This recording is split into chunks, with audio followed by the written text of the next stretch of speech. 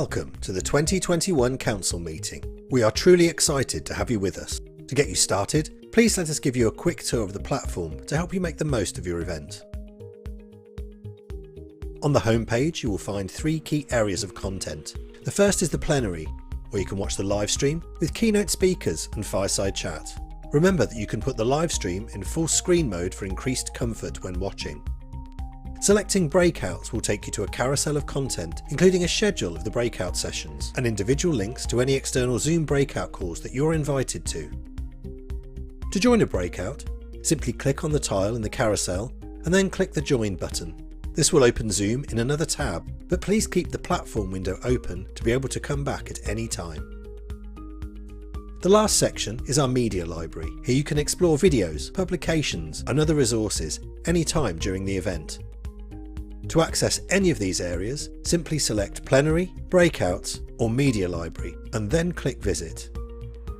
You can find the event programme under the Media Library and Breakout tabs. Also, clicking Open at the bottom of the page will expand the timeline where you can see what's happening on every day. You can use this timeline to navigate to available sessions. You will also be able to view the agenda by clicking on the Agenda List icon in the top right-hand corner. On the right-hand side, you can find the following functions. Attendees. Here you'll be able to see the attendees list. Chat. Here you'll be able to engage with fellow delegates and get tech support. Public chat is a text-based chat and visible to all. Private chat is where you can see a list of attending delegates and chat with them privately via text or video. Click on New Chat to see who is attending and available to chat. Click on the Ask a Question button if you're having any technical difficulties, and our support team will be happy to assist you. Any notifications that are sent will be indicated by a pop-up on the notifications icon. And finally, in settings you can update your profile should you wish to do so. Remember that the chat functionalities are available all throughout the event, so feel free to use them. Thank you and enjoy the event.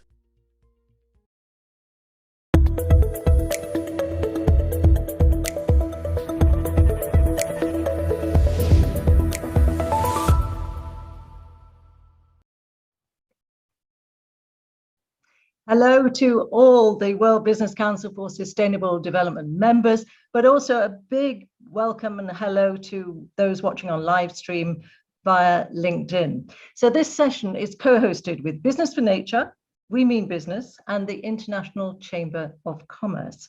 And it is the first time that this closing plenary at the WBCSD annual meeting has been open to the public. And there is a reason for that, because we have got one big message for you today in the run-up, of course, to Glasgow COP26. If humanity is going to solve the climate problems, then we also have to solve the nature crisis. The two go hand in hand. These are interconnected emergencies. That's what the scientists are telling us.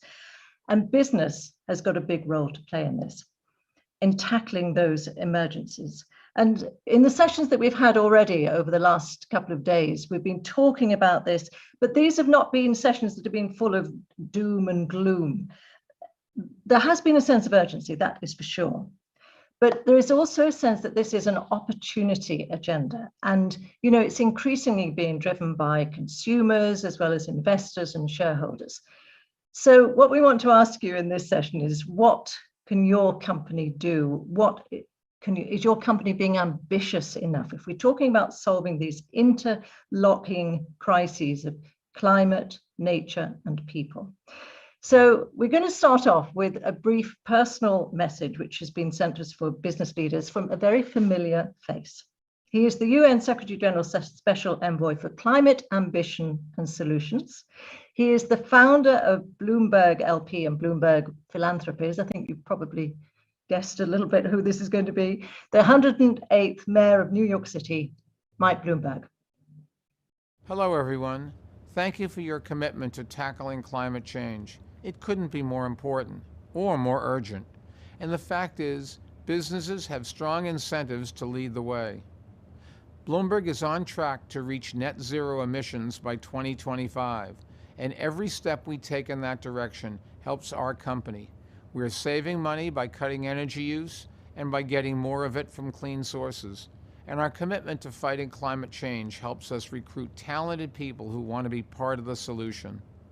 We're helping other companies take action as well. One of the ways we're doing that is through the Task Force on Climate-Related Financial Disclosures, or TCFD.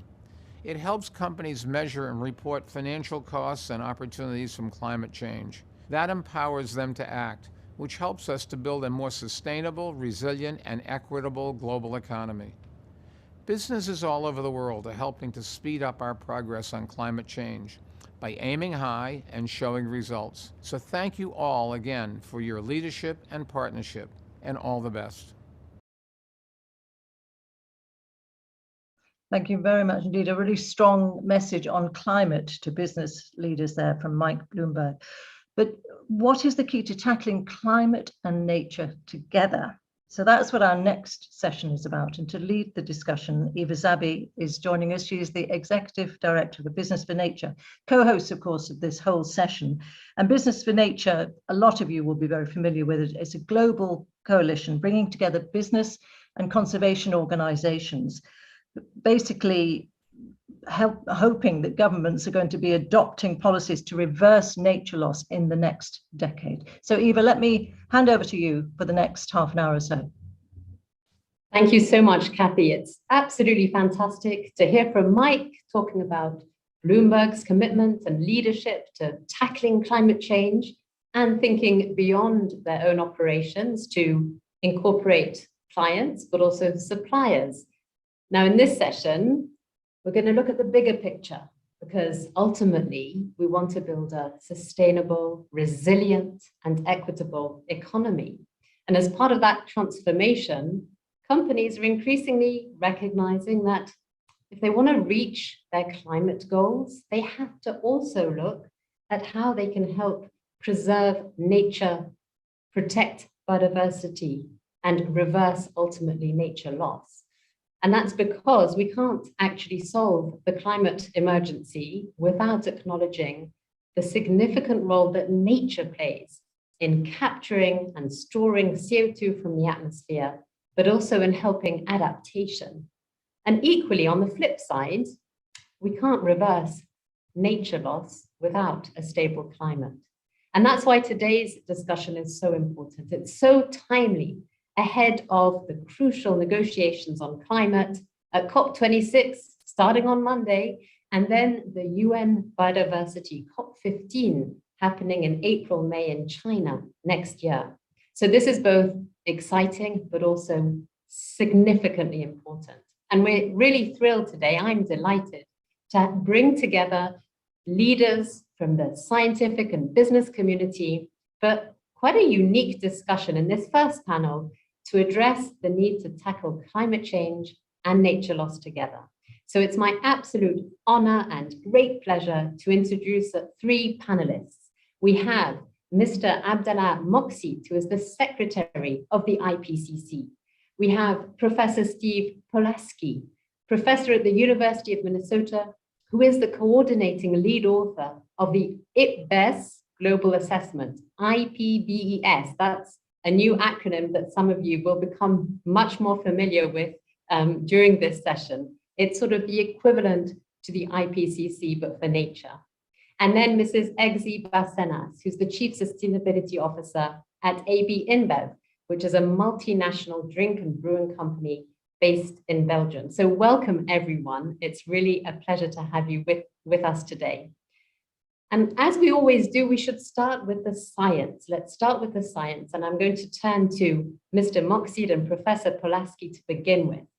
And I'd like to know if you would agree that previous policies have largely tackled biodiversity loss and climate change rather independently of each other.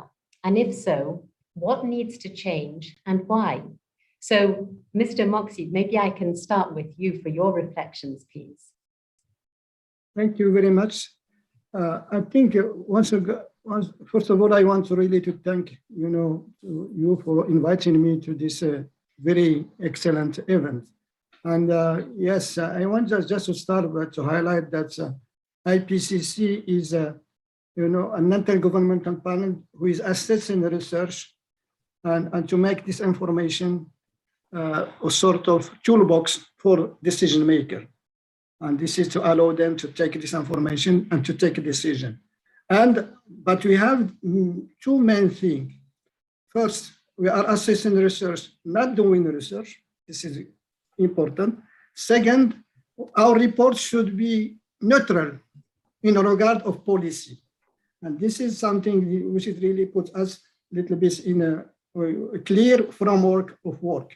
Now, I think from the first cycle of IPCC, just after the year when IPCC was established in 1988, we were targeting the negotiator. And I think from all this series, the first assessment report was critical for establishment of CCC, second one for Kyoto Protocol, the third one for adaptation, the fourth one for dealing with this anomaly to the 2 degrees C. The fifth one was exactly the one for Paris Agreement. So I agree with you that in our chapters, our framework of assessment, we were targeting negotiator, policymaker, and how to push them to take action in order to limit greenhouse gas emission. So this is exactly what was our main objective. And to be frank with you, now we are in the 6th cycle. And in this 6th cycle, we did have 3 special reports, mostly solution-oriented. I think this is a sort of turning point.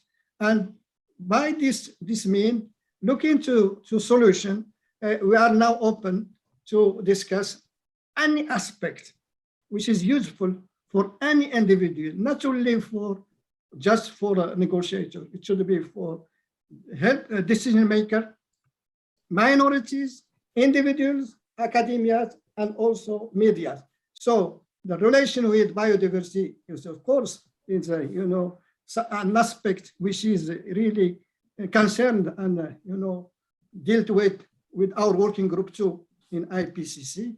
And also I think, yes, and we are looking for a good collaboration in the future. Thank you. Thank you. Thank you so much, Mr. Moksit. And maybe turning to you, Professor Polaski, what do you think? Do you have anything to add in terms of these different approaches coming together? Yeah, please, over to you. Yes, thank you very much. I absolutely think that these need to come together. So climate change has been on the radar perhaps longer and in more of a central way. But we have a crisis in nature too, as you alluded to. And there is a temptation to silo problems, to think only in terms of climate change or to think only in terms of conserving nature or biodiversity. But absolutely, this is a system. We have a biosphere, and what happens in the climate affects what happens with nature and vice versa. So we already know that many of the emissions for climate, greenhouse gas emissions, are coming from land use change, or coming from agriculture, or coming from forestry.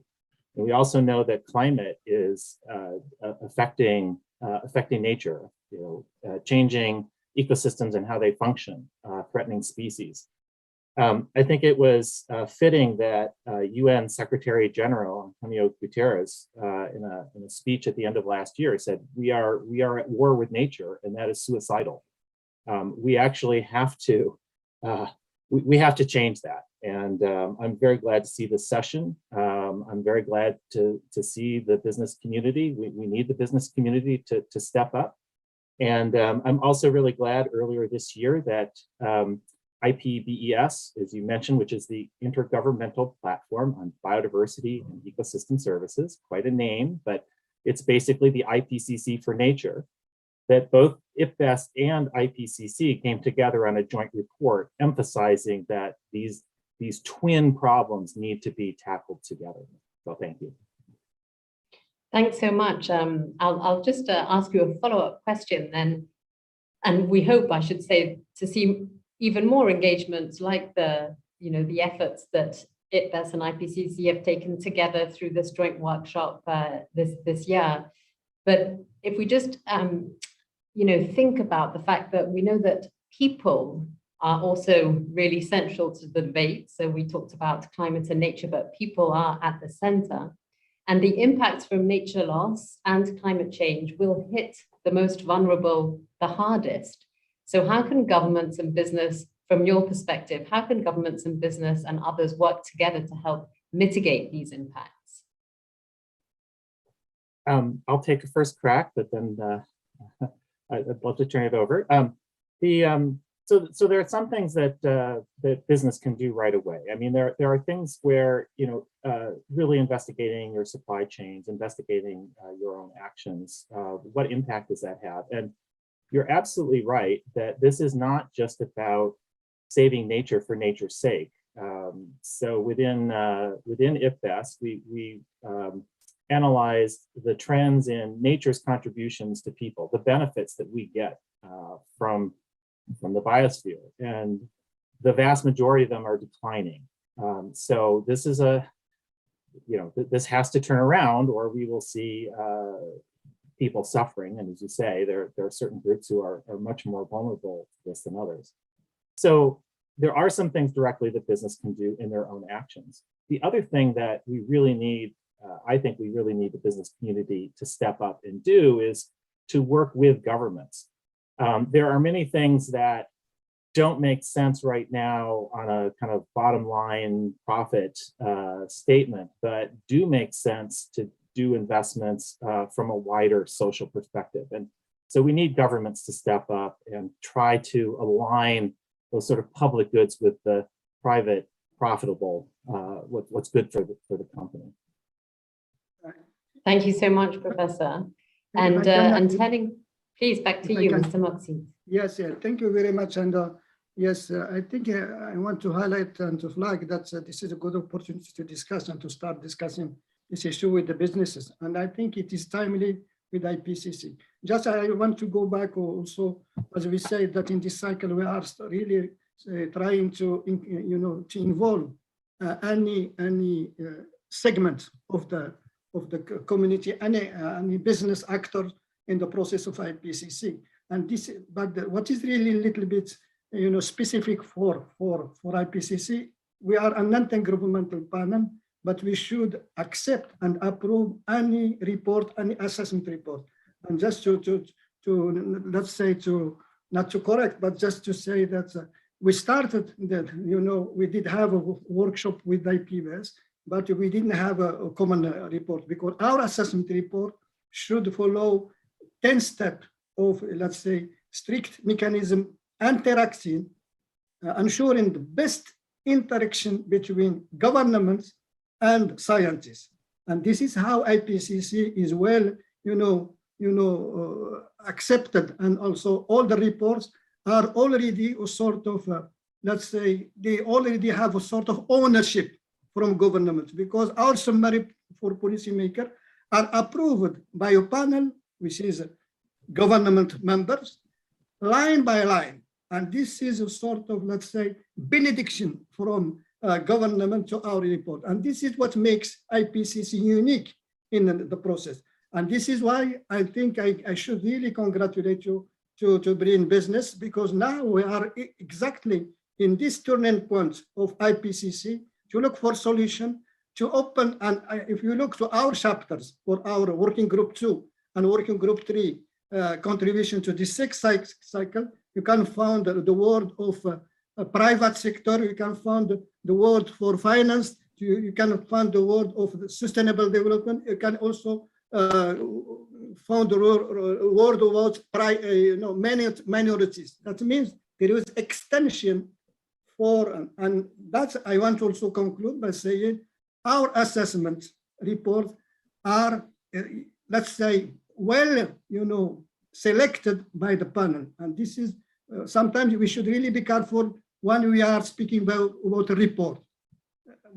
The reports of IPCC in this cycle are really the fourth report for IPCC, plus 2 special reports, the special report 1.5, special report climate change and land, special report about climate change and ocean and crisis fear, plus the revision and the refinement of guideline of greenhouse gases. So I think this event, I think, came timely, and it will be really good input for the future activity for IPCC, because we are basing our work on assessing peer-reviewed literature. And this is, we are really looking to business people to write, to produce papers that should be assessed in our future cycle. Thank you. Thank you so much. And I think actually this initial conversation has already brought to light a number of things. I would say clearly the complexity of what we're trying to tackle, and we can't, however, be paralyzed by that complexity. There's a legacy in the institutions and the processes that governments and scientists and everyone else goes through to get this endorsement and buy-in. But we're also hearing, well, that ultimately this is information that should be used to inform better decisions by governments, by business. So there's a purpose for all of this information. And I would say there's a strong signal from this conversation that we need to take a planetary approach. There's increasing talk of considering planetary health. And I finally focusing then on the solutions and business having an important role. Now, from some of the businesses listening might be a bit overwhelmed with some of the scientific reports that are coming out, even though they are hugely influential and important building blocks. So we also need to recognize that translation element, making sure that this information is usable and simplified and mission focused, which is actually what you have been saying you are also transitioning towards. So thank you so much, and very exciting. So now I'm going to invite Ezgi. Please go ahead. One minute, and I just link to what you just said. Yes, I think IPCC is assessing research to provide it as a helping decision making to policymaker and individual. And you know, for example, our summary for policymaker are just around 30 pages. You know, but a prime minister or a head of cannot read 30 pages. We should simplify. You have some headline. This is why we can put the key messages for example, one special report 1.5 in the back of one visit card. Perfect. And now when we have many reports, we were blocked. But then we will have the same visit card like this, but with all the reports, key elements for all the reports. That means you have the cycle here. And if I am prime minister, it is enough for me because I know those are the key messages, those are answers to my question that can allow me to take a decision. And I know that it is backed by good science, of course, and I have no doubt about science, but this is enough for me to take a decision to mobilize resources and also even to modify planification. This is what IPCC. Thank you so much. It's probably one of the most valuable pieces of paper you have there, because being able to consolidate the direction of travel based on science that we need is all there. So now, thank you so much, Mr. Moxit. I'm going to turn to Ezgi now to have a look at some of these interconnected challenges through a company lens. So obviously, companies have a crucial role to play in both reducing their impacts on nature and climate. But what do you think is the most impactful and meaningful thing your company is doing right now to contribute towards this equitable, nature positive and net zero economy? Over to you, Ezgi. Thanks so much. Thank you. Thanks, Eva, for having me today. So at AB InBev, we've got operations across 50 countries around the world, and we do see the far-reaching implications of the climate crisis across our value chain. And I think that brings us one step closer to the problem, but also to the solution itself. So, inside our four walls and outside our four walls, we're working to reduce our emissions across the whole value chain. We've got a science-based target in line with the 1.5-degree pathway to reduce our emissions by a quarter in an 8-year timeframe by 2025. And that's one aspect, right? That's deep decarbonization that we're investing in today, right now. We're also building climate resilience across our agricultural supply chains, many of which are rain-fed. We've got tens of thousands of smallholder farmers in our value chain that we work with, that we continue to show up as trusted partners as we give them the economic advice. So, in those field visits, we do see the crop loss, the crop disease, the widening yield gaps, which brings us again to the point that I want to make here around transparency and traceability.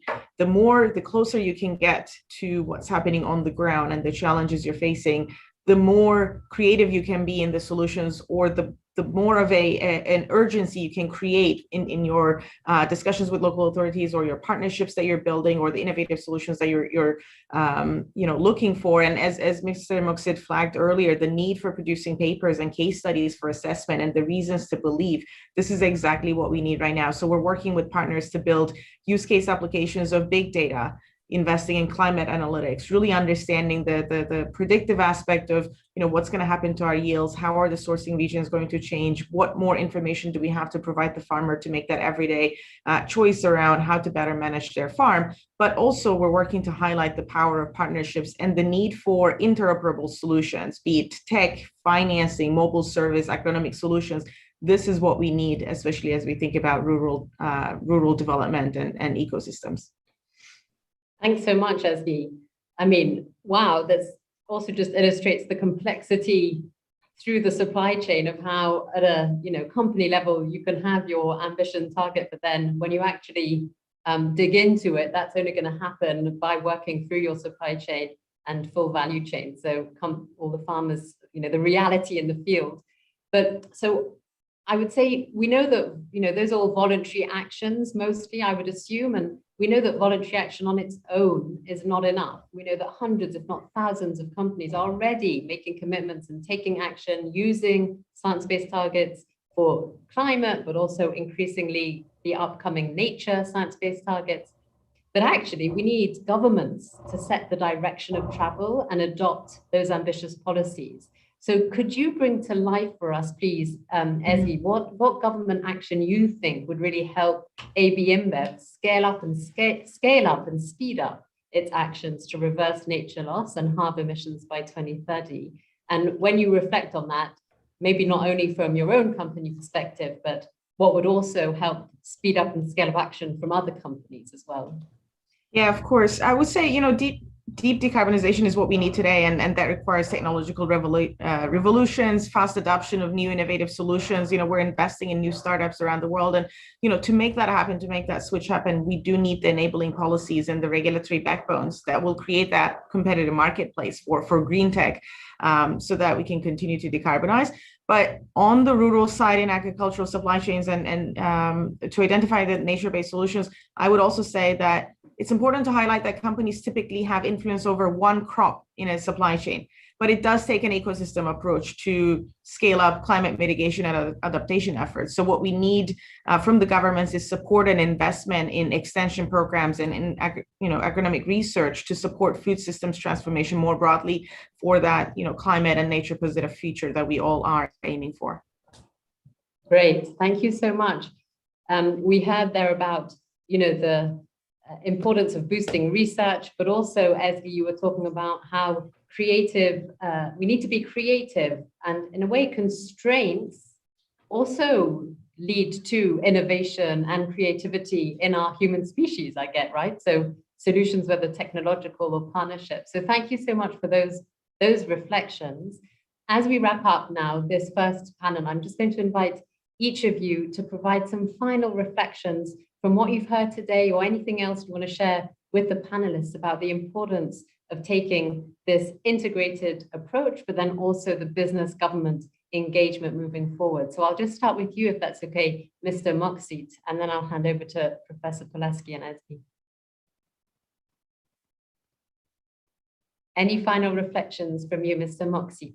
Yes, thank you very much. We are now, reached the situation that we should take action, and the one who should take action are government, not only government, but also any individual.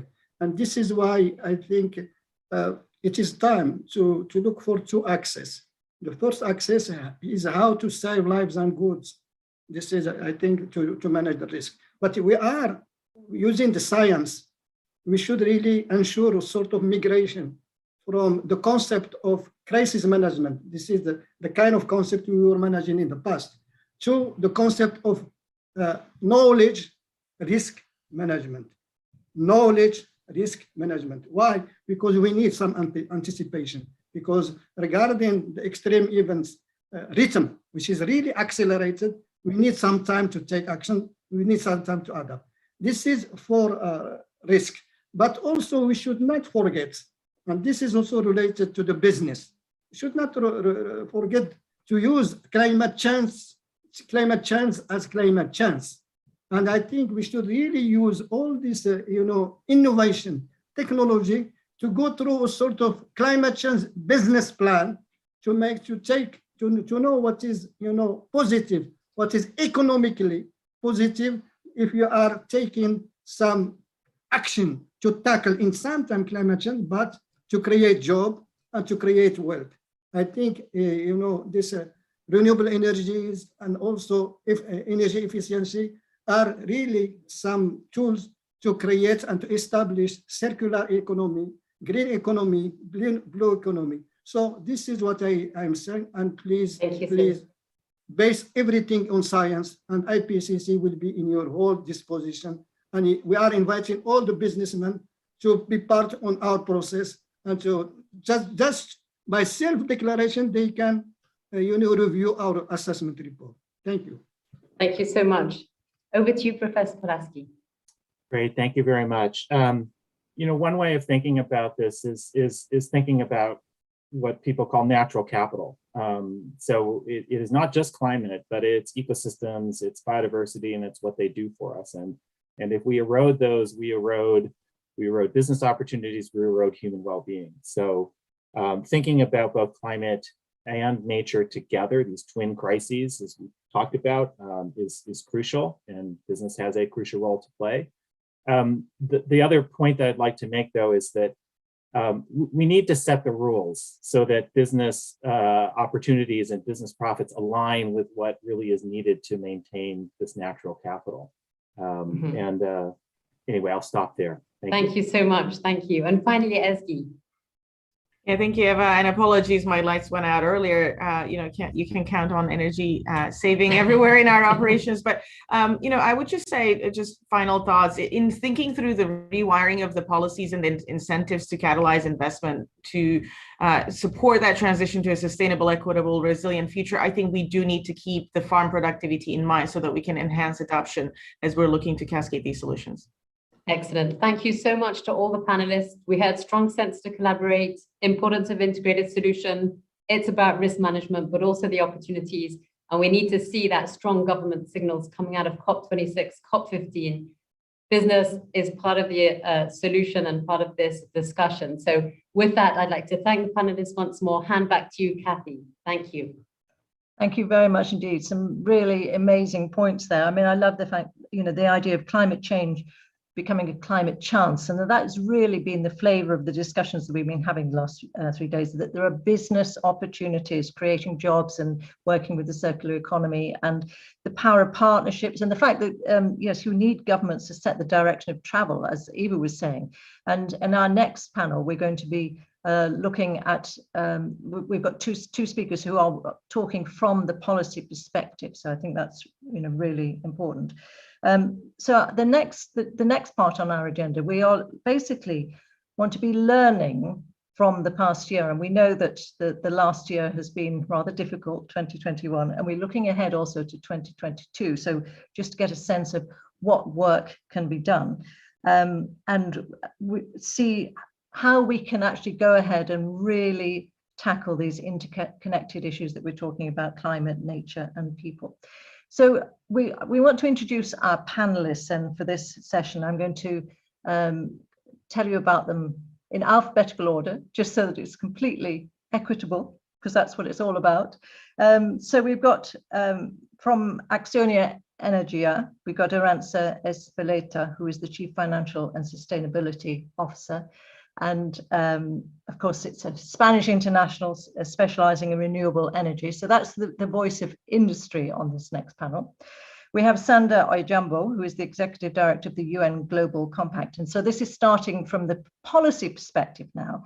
And the Global Compact has now got something like, I think, 13,000 companies now signed up to it. It's the largest corporate sustainability initiative. So, you know, it's a massive undertaking, and it's a wonderful achievement. And we have Johanna Lissinger-Peitz, who is the Senior Advisor for the Ministry of Environment for the Government of Sweden.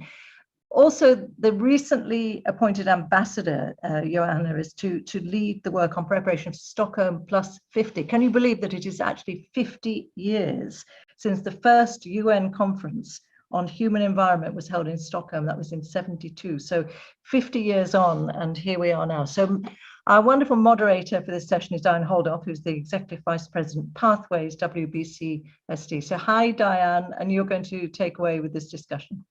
Hey, Kathy, thank you so much. And kudos to Eva for what a great closing panel just before this one. What a rich council member meeting we've had. It's been really remarkable to listen to so much of the work that's underway, driving this ambition to address the climate emergency, nature loss, and rising inequality. And, you know, it strikes me over and over again that that's why we're all here. That is exactly why we are together working on these issues jointly. And it gives me great pleasure to continue this theme with this wonderful panel.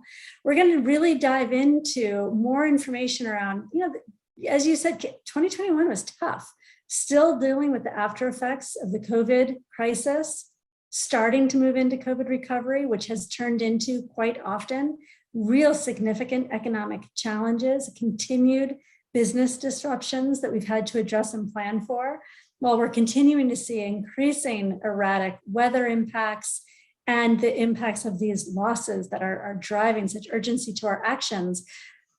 We have key moments in time this year where we've been able to raise the voice of business as to why it's so important that action is urgently needed, to encourage governments to engage and work together with us, as well as other key stakeholders. We had the first ever UN Food Systems Summit in September during the UN General Assembly.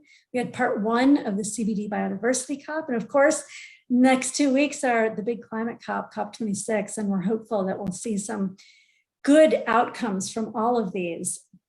But yet business will continue to lead, and there's a big role for us to play and contribute into these moments as we think forward into 2022. And we're going to hear from each of our panelists now on why the business voice into these big events as we think about 2022 continues to be so important, and why our role in driving this high ambition, integrating reactions and progression on climate, nature, and equity is just so important, both for our own value chains and for the global fabric that we're part of. We're going to start that conversation with Sanda. And Sanda, welcome. It's great to have you here. As Kathy said, UN Global Compact is the largest voluntary corporate sustainability initiative. This reach that you have is remarkable. And we're also really honored that you've joined WBCSD as a commissioner in our Business Commission to tackle inequality. We know that you've got a tremendous voice to bring on these issues, and you're working at the heart of tackling this interconnected relationship of nature, climate, and equity. How do you see this relationship from where you sit in the work that you lead? Diane, first, thank you so much for having me here today.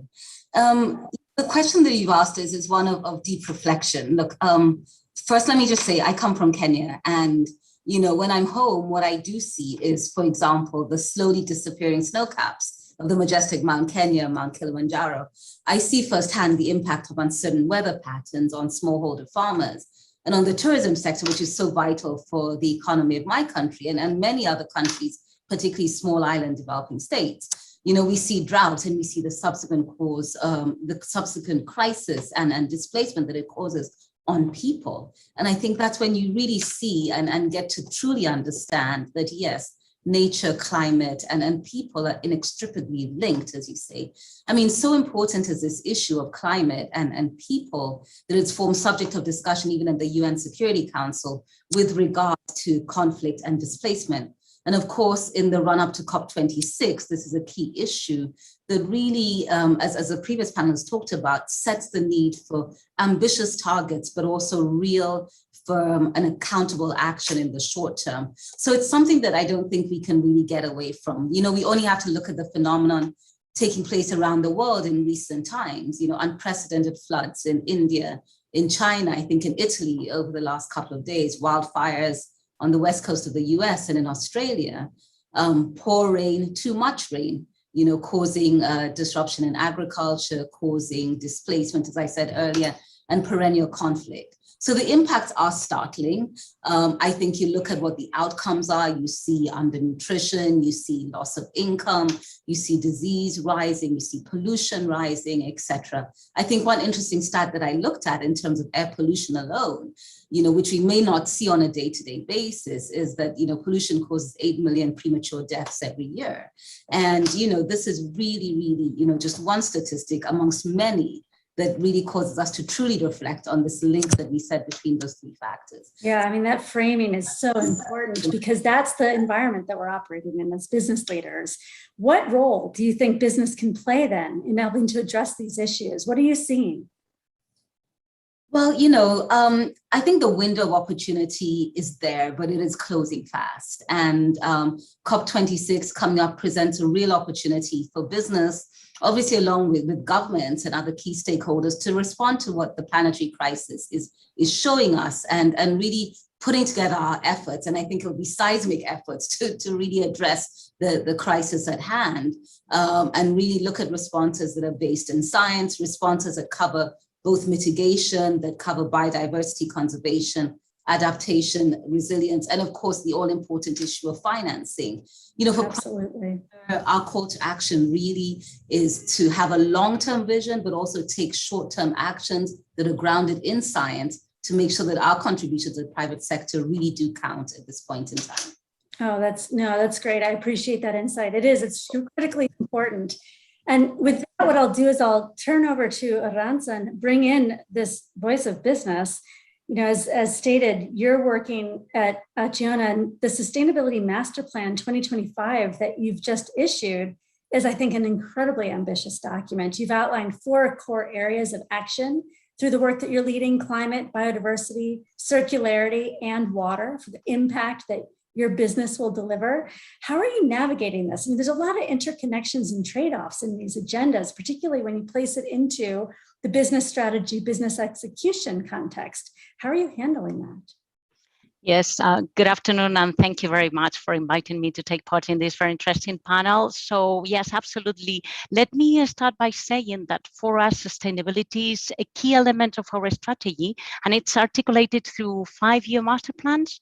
So the current Sustainability Master Plan aims to position Acciona as a recognized leaders in what we call developing regenerative value-added infrastructures with the planet as the key leitmotif of our activity. So in the current context where the climate and nature fight are more important than ever, the design of this plan is guided in our case by the UN 2030 Agenda and the Sustainable Development Goals. So the aim that we are settling in our Sustainability Master Plan is to accelerate the efforts that will help reduce the gaps to achieve these SDGs. So this plan, which is the third in our case since 2010, is the outcome of a feedback process where we have taken into account lessons learned from the previous ones. And precisely, one of the lessons learned is that sustainable transformation cannot happen without taking into account the relationship among all the different factors and synergies, and in fact that some actions can be the vehicles of others. So as a result, we have established a plan that is more ambitious. We have gone beyond carbon neutrality and aspire to be, as I was mentioning, regenerative, beyond responsibility and resilience, where were the ambitions of our prior sustainability master plans, to reverse the process and start the recovery of the planet. So to this end, as you were mentioning, we have developed 4 lines of actions that are related to the planet, which are climate, biodiversity, biodiversity, circular economy, and water management. But it is also a wider plan because we are adding to the planet other sustainability pillars.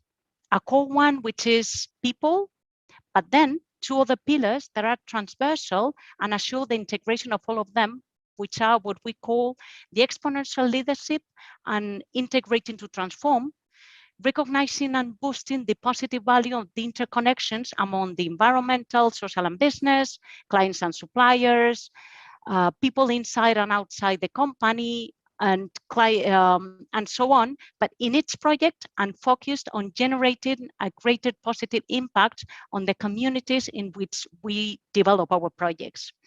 I love how you framed that. You put it into the context of positive value. Exactly. And I think that's key pillars on the environment. You also have tremendous work in community and social. So tell us a little bit about how that comes to life. Exactly, because I mean, as we were mentioning before, everything is related. When you are, obviously, sustainability is a key pillar. It's our business itself. We are a renewable pure player, but at the same time, we have to be aware that our projects are being developed within a community.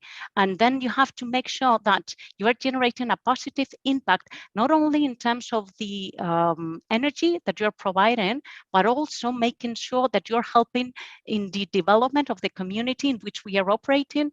So social aspects are also very relevant for us. And that's why we have decided to tackle a more integrated approach when we are defining and developing these new sustainability master plans. No, and as I was mentioning, we're incorporated all the lessons learned from the previous one. Yeah, prior years, good. Yeah, no, absolutely. And in the end, what we have is a package of what we call regenerative measures, because we want to make sure that we are regenerative. It's not enough not to make impact. We want to make a positive impact in where we operate. And all these measures materialize in concrete objectives with KPIs that, for example, are linked to the remuneration of professionals, such as, well, emissions reduction target to meet the 1.5 degrees goal, or a percentage of both CAPEX and OPEX committed in projects for social environment. Those are great examples of how you really bring it to life through execution as well. Exactly. One more question, because I think it's such a great example of how what we hear from so many of our members. And we all know that collectively, for us to really achieve these shifts, like getting to regenerative, truly being resilient, we need the right policy enabling environments that will help drive ambition and action. Any comments quickly on what the right policies are that you think are needed? Yes, I mean, you're absolutely, we are saying that we're in the decade of action, but if we want to meet the goals, we have to accelerate the deployment of the necessary solutions. And I mean, just for example, only in energy, in SDG number 7, just to reach the net zero emissions in 30 years, the annual global clean energy investment will need to be to more than triple by 2030 in around like $4 trillion. And so given the existence of these untenable investment gap from the public sector, this only can be done with the participation of the private sector. And in our opinion, the main challenge is not technology or finance or cost, it's mainly related to regulation. So what I would say is the main requirement is to have robust and stable regulatory frameworks to channel investments into the sustainable activities, ensuring the stability and predictability that investors need, Absolutely. Those stable regulatory frameworks are so key.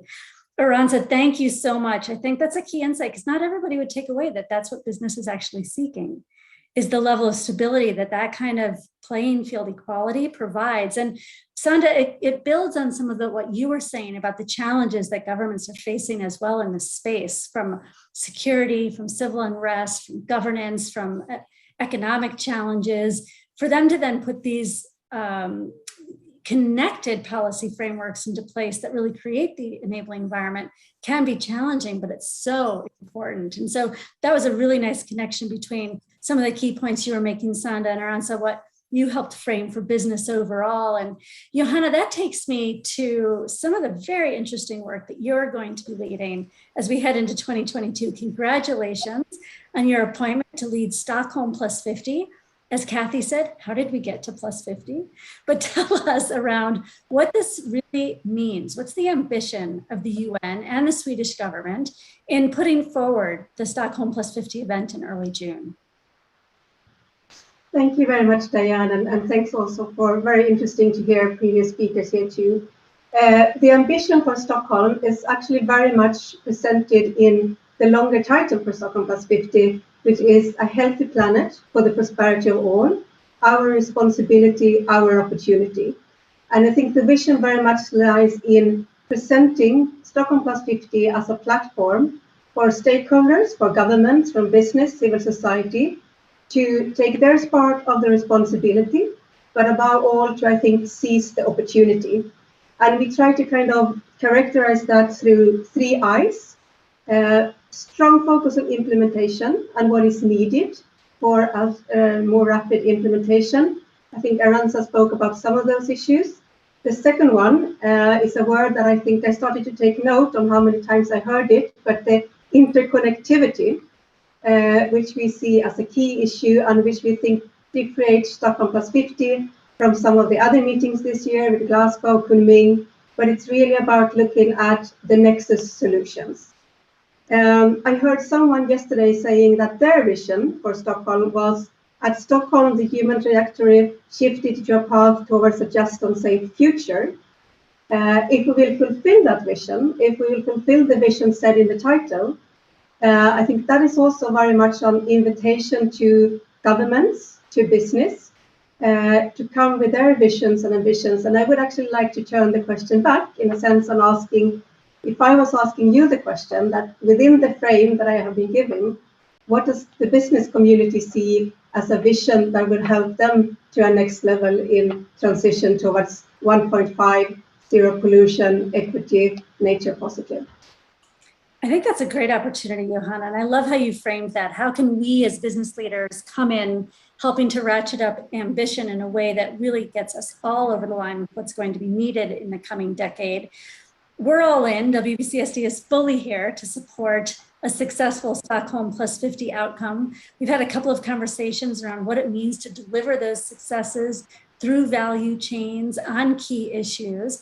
What is it that, so we will come forward, we'll bring forward what business needs, but help us frame that. What do you want most from private sector, from business to bring into this event to help ensure that you achieve the success and the outcomes that have been outlined as the expectations for Stockholm Plus 50? Well, let me just kind of say one more thing on the framing, because at the very heart of Stockholm Plus 50 will be 3 leadership dialogues. The first one reflecting on the urgency for action for a healthy planet for all. The second one, achieving sustainable inclusive recovery, and a third one on accelerating implementation. These will result in non-negotiated recommendations. So I think one way of getting engaged already now is to start to think about what kind of recommendation do we see would enable further actions. So that's one part. Another way of getting engaged from the business side is using it as an opportunity, as I have sometimes said, as an accelerator. A lot of things is already on there. A lot of things will be presented in Glasgow. But Stockholm also provides the opportunity to say, here is how we are fulfilling our commitments.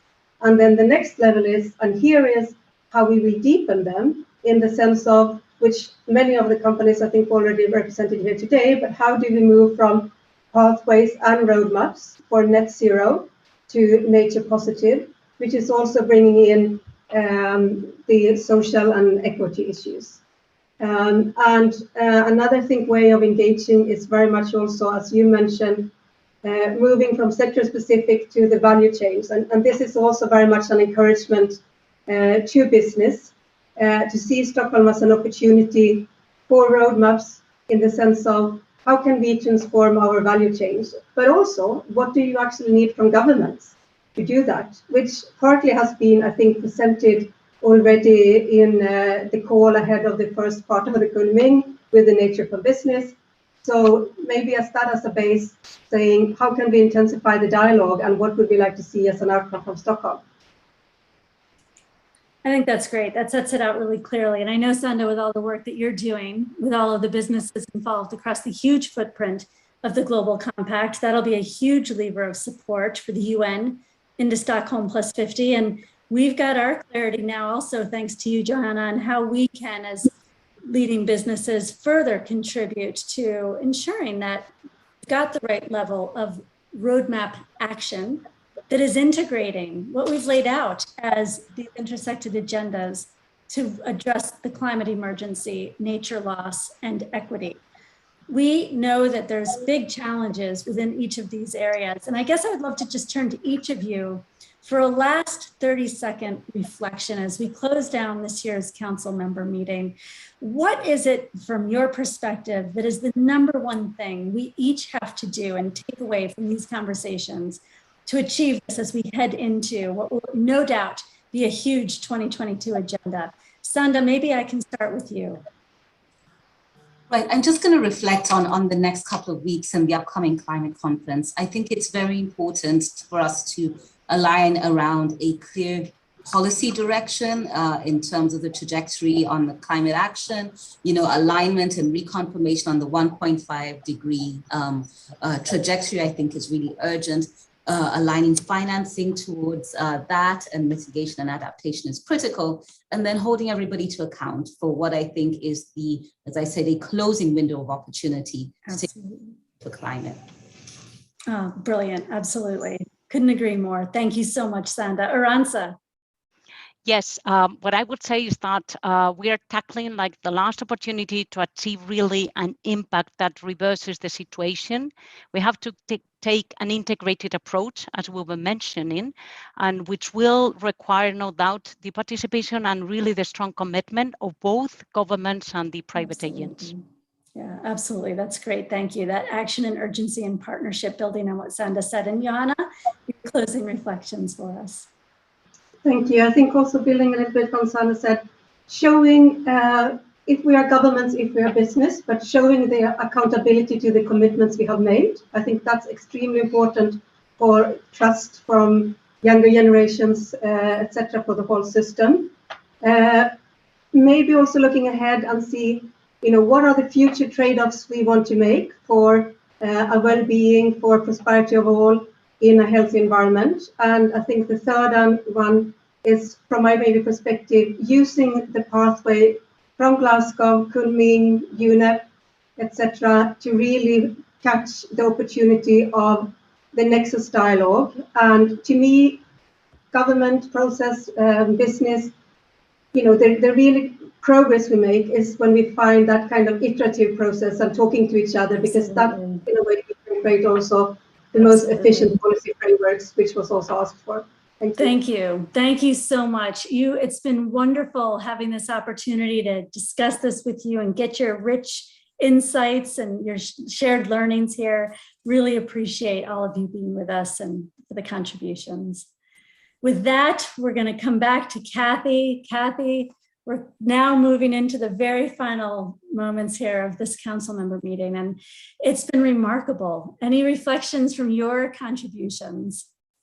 Well, what I wanted to ask you, actually, Diane, because you've asked all your panelists what their thoughts are for the future, if you like. I mean, what do you want people to take away in their minds when they leave this session? The people who are watching, we've probably got people all around the world. What's the one thing that you want people to take away? Action. We all have the opportunity and the obligation to take action wherever we sit, in our businesses, in our organizations, in our communities, because the time is now. We've heard that over and over again. The pathway is clear, our vision is set, we need to move now. So that's what I'm so excited about. We've heard that consistently across this message and across this meeting. I mean, these messages have been very, very consistent. It's great to see the energy that's going into the solutions that we need to have and the partnerships that will get us there. So really excited. I mean, obviously, we've been talking about the importance of policy and regulation and this sort of thing. Do you feel that the voice of business now is being sought out in a way that it has not been sought out before? Certainly, it's being brought in more and more. We've seen that, but the opportunity still exists to raise our voice even more and demonstrate through our action, through what we've delivered, through the ambitions that we've set out, what is possible. We can give courage to others and help those in our value chains move even faster. So that is, I think, our obligation and opportunity. So this is the end, well, not quite the end of this meeting, because there are some round tables for some of the WBCSD members. But next year, you're going to be hosting the meeting. Where is it going to be? We are so hopeful that 2022 will be back together in person. We've all missed that so much. So plan right now for 2022 in Tokyo. We want to come back. We've got so many members who are looking forward to welcoming us all to their country and city and region. That's where we're planning to go in October of next year. And we're really looking forward to that opportunity. Of course, not everyone will be able to get there. We don't need to travel like we used to. We've proven that to ourselves through COVID. So that council meeting 2022 will be a hybrid event. I believe that's our plans always going forward from here, but yet that opportunity to come together will be really exciting for those who can make it in person. Yeah, certainly the hybrid events are definitely going to be the future, whatever. I mean, we do want to get a bit of human contact, but yeah, we can keep that the virtual element as well. Diane, so you have been present in so many of these sessions. You probably need to lie down in a darkened room now. So energizing, actually. Oh, well, that's wonderful. Well, I mean, we'd like to thank everybody who has joined us, particularly people who are watching us on LinkedIn. It's been a great opportunity to reach out to a different audience from usual. But as I was saying, for members of the WBCSD, it's not totally over. There are still some roundtable sessions, including one on investing in soil health and achieving net zero through the circular economy. So you can still go and absolutely still more to come. And just to echo your thanks, Kathy, to everybody who's been part of these meetings, to everybody who's joined us for this closing session, to our members for the work that we do together that really does truly make such an impact, and for all the team members who've helped put this amazing meeting event together. Yeah, so well, thank you very much indeed to everybody. Spread the word, and that's it from us. Goodbye. Thanks all. Thanks, Kathy. Take care, everybody.